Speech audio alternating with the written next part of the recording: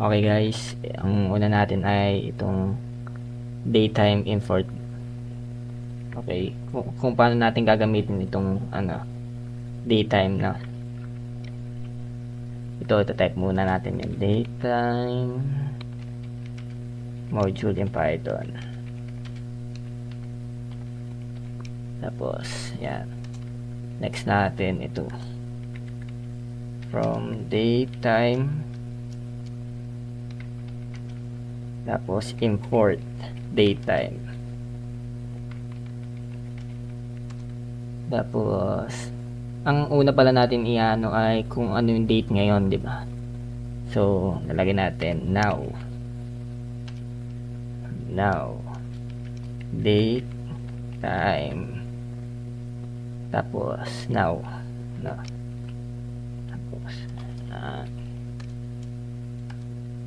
Tapos, date, string. Equals now string time. Tapos ito naman yung gagamit natin, itong y for year, di ba? Ibig sabihin ng y is year, tapos ma-minus natin ito naman. Tapos, ang sunod natin ay itong M. Ito naman ay month. Yan.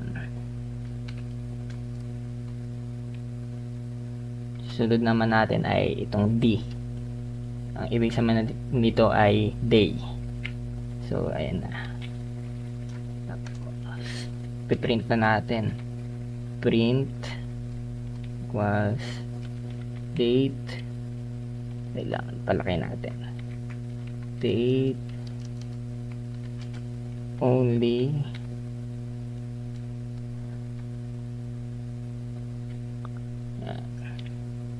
date only na, tapos date str,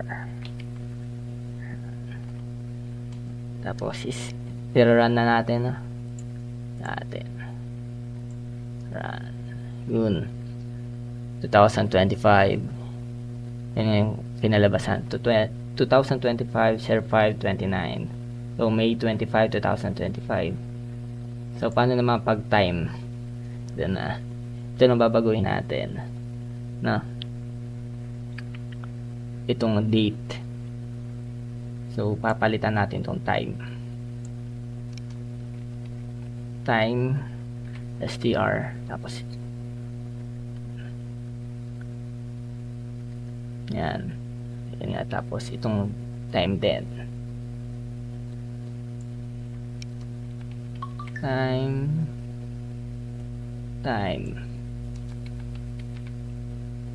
Tapos ito rin papalitan natin kasi hindi natin kailangan yan. Kailangan natin dito ay H, because R. Tapos ito ay minute. So, ayan, minute. Tapos ito S, seconds. Yan. Tingnan natin kung baka may mali tayo. Okay, daytime now. Yan, run natin. Tingnan natin kung may tama, kung tama ba. Yun. So ito hindi natin na baka may mali tayo. Tingnan natin. Ayun, wala tong ito lang mali natin. So iagaganyan natin, tapos run uli. Ayun, lumabas na 11/6. Yan, tama. Tapos dito naman tayo sa full weekday name. Yan, full weekday name. Weekday. So, paano natin papalitan yan? Ganun pa rin. Ito. Papalitin natin yan ng week. Oh, maliit lang natin. Week. Weekday. STR. Tapos, ito ay ganun pa rin. Yan. Tapos, ito ay maging A.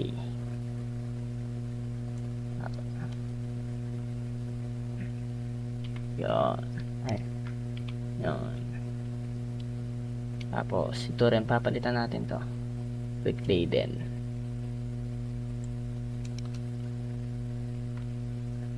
Weekday. Pagkatapos na ito rin, gawa ay nandito, di ba? So, ayan. Weekday. Tapos, taran uli natin. Pag may mali, balikan lang natin. Weekday. Ayun. Weekday, Thursday. Ngayon. Ang galing. Di ba? Tapos,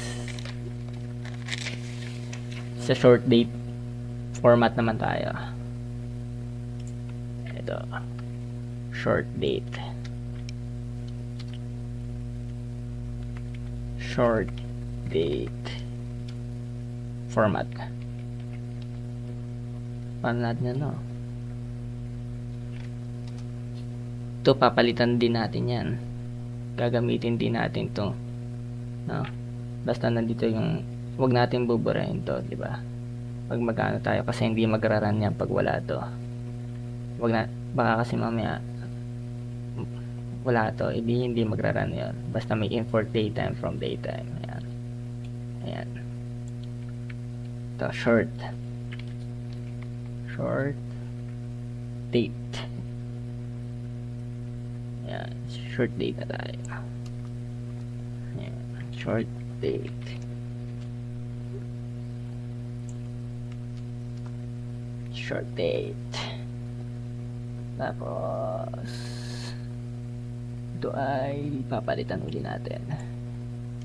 Ito ay months. Tapos, yan.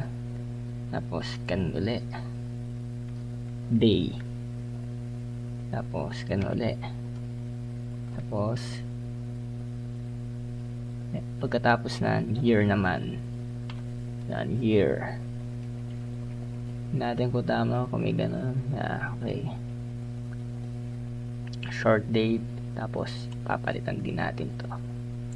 Short date. Short date.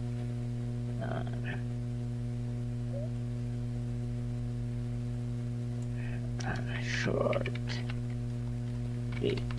Yan. Tapos, titignan natin, no? Tira natin kung ano bang kakalabasan. Na. Yun.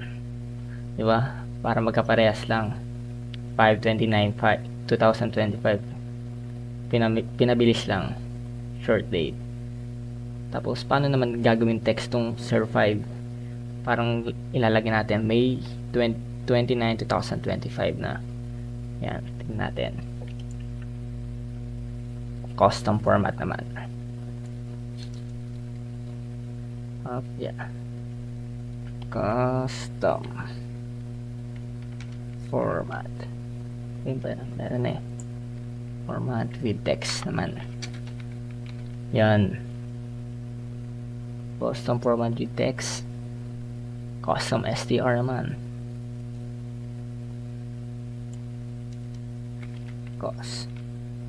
Custom string. Yan.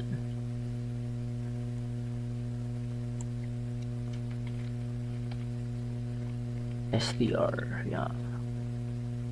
Lagi natin i-check kasi mamaya kasi may kulang, 'di ba? Dito may kulang dito.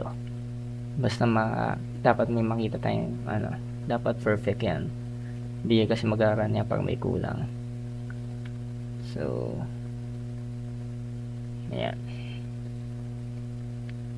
STR time. Today is, yan.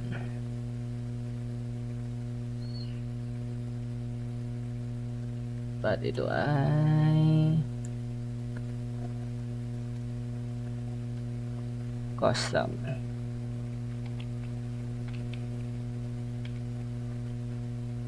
Itong format. Yan. Ito ay magiging today is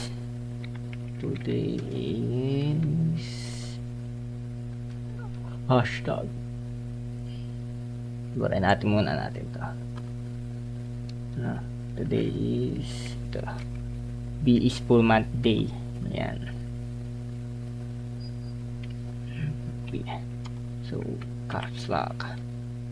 Tapos hashtag ulit. Yan. Tapos today. Tapos year naman. Year. Tignan natin kung magre-run. May kulang pa tayo. Ayun. May kulang nga tayo. Ito lang. Okay. Today is yan. Year.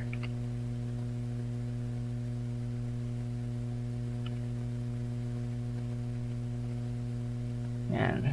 Parang may kulang tayo, no? Tingnan natin kung ano yung kulang natin.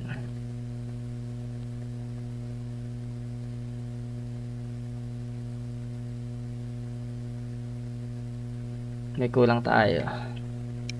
Kaya ayaw mo ganyan. Ito. Dapat pala wala na to, no? Dapat ang nandun lang ito. Custom string. Yan. Tingnan natin kung ano pang wow. Ba't ayaw mag-ano to na today? No? Start that. What time? Tingnan natin dito. Ganito natin. Okay. Gets. Ayun. Nakuha natin. Kaya pala meron siyang ano. Yun. Ay. Okay na. Tama na. Kaya pala may kulang tayo dito. Ito nalagyan natin. Okay.